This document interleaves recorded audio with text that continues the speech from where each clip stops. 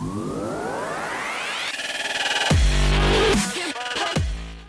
and welcome to our 37 in 1 sensor kit series. Today we are discussing about our sixth sensor, that is the light cup.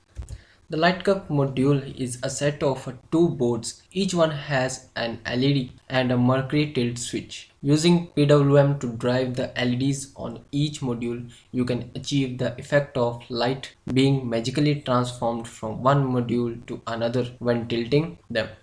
The light cup is a pair of modules. Each one consists of a mercury switch, a LED and a 10K resistor. Each board has a pin to control the switch, LED, power and ground, and its operating voltage is 3.3 volt to 5 volt. Now I'll show you how you can interface your sensor with the Arduino.